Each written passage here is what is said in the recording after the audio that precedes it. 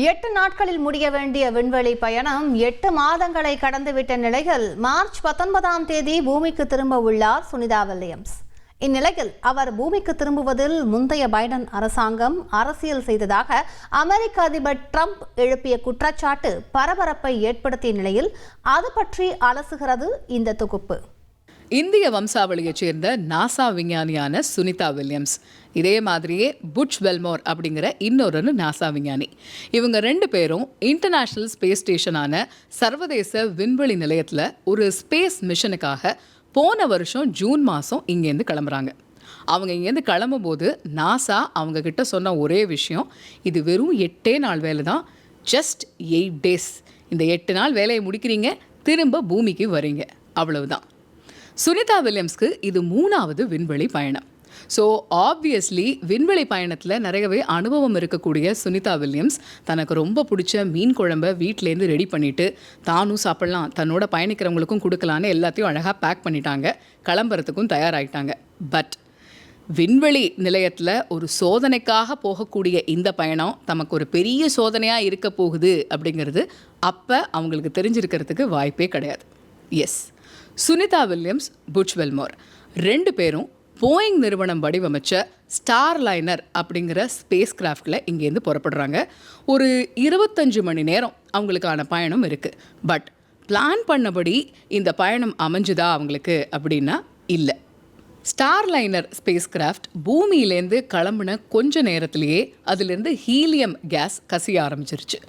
ஒரு விண்கலம் விண்வெளியில் பயணம் செய்கிறதுக்கும் அதே மாதிரியே பூமியினுடைய வளிமண்டலத்துக்குள்ளே நுழையும் போது அதோடைய வேகத்தை கட்டுப்படுத்துறதுக்கும் உதவுறது தான் த்ரஸ்டர்ஸ்.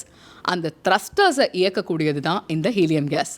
ஸோ கொஞ்ச நேரத்திலேயே இந்த ஹீலியம் கேஸ் கசிய ஆரம்பிக்குது. அதுலேருந்து இன்னும் கொஞ்ச நேரத்தில் அந்த த்ரஸ்டர்ஸ் தொழில்நுட்ப கோளாறுனால பிரச்சனை பண்ண ஆரம்பிக்குது.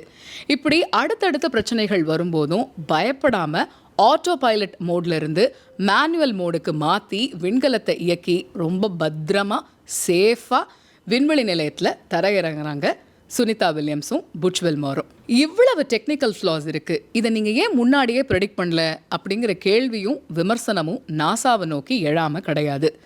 இந்த 2 பேரையும் கூட்டிகிட்டு போன அந்த ஸ்பேஸ் கிராஃப்டில் இருக்கக்கூடிய அந்த தொழில்நுட்ப கோளாறை சரி செய்யாமல் 8 நாள் வேலை முடிஞ்சாலுமே அவங்க பூமிக்கு திரும்புறதுல சிக்கல் இருந்தது. ஸோ வேறு வழி கிடையாது, அதை எப்படியாவது சரி பண்ணாமல் அவங்க பூமிக்கு திரும்பவும் முடியாது. அதனால் அதை சரி பண்ணக்கூடிய வேலையில் இருந்தாங்க. ஸோ ஆப்வியஸ்லி 2025ஆம் வருஷம் பிப்ரவரி மாதம், அதாவது இந்த மாதம் வரைக்கும் அவங்க பூமிக்கு திரும்புறதுக்கு வாய்ப்பே கிடையாது அப்படின்னு கையை விரிச்சிருச்சு நாசா. இந்த தொழில்நுட்ப கோளாறை விண்வெளியிலேயே சரி செஞ்சிடலாமா அப்படிங்கிற பணிகள்லையும் இறங்கினாங்க. பட் அது ஃபெயிலியராக போயிடுச்சு. ஸோ வேறு வழி இல்லாமல் இவங்க 2 பேரும் இல்லாமல் போன வருஷம் செப்டம்பர் 7ஆம் தேதி அந்த ஸ்டார் லைனர் ஸ்பேஸ் கிராஃப்ட் மட்டும் பூமிக்கு திரும்பிச்சு. ஸோ வாட் நெக்ஸ்ட் அப்படிங்கிற கேள்வி எழுந்தது. சுனிதா வில்லியம்ஸையும் புட்ச் வெல்மோரையும் எப்படி பூமிக்கு கூட்டிகிட்டு வர போகிறாங்க அப்படின்னு நிறைய விஷயங்கள் யோசிக்கும் போது வேறு வழி இல்லாமல் எலான் மஸ்குடைய ஸ்பேஸ் எக்ஸ் நிறுவனத்துடைய ஹெல்ப்பை கேட்டது நாசா. எலான் மஸ்குடைய ஸ்பேஸ் எக்ஸ் நிறுவனமும் அதுக்கு ஒத்துக்கிட்டாங்க. ஸோ 2 நிறுவனமும், நாசாவும் சரி ஸ்பேஸ் எக்ஸ் நிறுவனமும் சரி, இணைஞ்சு பணியாற்றி அவங்கள கொண்டு வரதுக்கான பணிகளில் தீவிரமாக ஈடுபட்டாங்க. At the same time Sunita வில்லியம்ஸும் விண்வெளியில் அவங்களுக்கான பணிகளை செய்ய ஆரம்பிச்சிட்டாங்க. விண்வெளி பயணத்தில் இதெல்லாம் சகஜம்பா அப்படின்னு சொல்கிற மாதிரி அங்கேயே செட்டில் ஆகிட்டு அங்கேயே தீபாவளி, நியூ இயர், என் பொங்கல் வரைக்கும் கொண்டாடிட்டாங்க சுனிதா வில்லியம்ஸ். ஸ்பேஸ் ஸ்டேஷனில், அதாவது விண்வெளி நிலையத்தில் உள்ளே இருக்கக்கூடிய பணிகள் போலவே வெளிப்புற பணிகளும் இருக்குது. அப்படி வெளிப்புற பணிகளையும் செய்ய தயாரான சுனிதா வில்லியம்ஸ் அதுக்காக இருக்கக்கூடிய பிரத்யேக உடைகளை அணிஞ்சிட்டு அந்த வேலையை செய்ய ஆரம்பித்தாங்க. அதுக்கு பேர் ஸ்பேஸ் வாக் அப்படின்னு சொல்கிறாங்க. ஸோ இந்த ஸ்பேஸ் வாக் மூலமாக அதிக நேரம் விண்வெளியில் நடைப்பயணம் பண்ணவங்க அப்படிங்கிற பெருமையையும் தனதாக்கிட்டாங்க சுனிதா வில்லியம்ஸ். ஸோ ஃபைனலி பூமிக்கு வருவதுக்கு தயாராகிட்டாங்க சுனிதா வில்லியம்ஸும் புட்ச் வெல்மோரும். புதிய கேப்சியூலை தயாரிக்கக்கூடிய செயல்முறையில் சில டிலேஸ் இருக்கிறதுனால அவங்கள பூமிக்கு அழைச்சிட்டு வர்றதுக்கு ஏற்கனவே 3 முறை பயன்படுத்தப்பட்ட ஸ்பேஸ் எக்ஸ் உடைய டிராகன் கேப்சியூலை மீண்டும் பயன்படுத்துறதுக்கு முன் வந்திருக்காங்க நாசா. ஸோ அதன்படி வர இருக்கக்கூடிய மார்ச் 12ஆம் தேதி ஸ்பேஸ் எக்ஸ் உடைய டிராகன் கேப்சியூல் விண்ணுக்கு அனுப்பப்படுது. அதில் 4 விண்வெளி வீரர்கள் பயணம் மேற்கொள்கிறாங்க. அவங்க 4 பேரும் சேஃபாக விண்வெளி நிலையத்தில் ரீச் ஆனதும் முறைப்படி ரெஸ்பான்சிபிலிட்டிஸ் எல்லாத்தையும் வாங்கிக்கிட்டு மார்ச் 19ஆம் தேதி சுனிதா வில்லியம்ஸும் புட்ச் வெல்மோரும் பூமிக்கு திரும்புறாங்க. இதுதான் இப்ப இருக்கக்கூடிய பிளான்.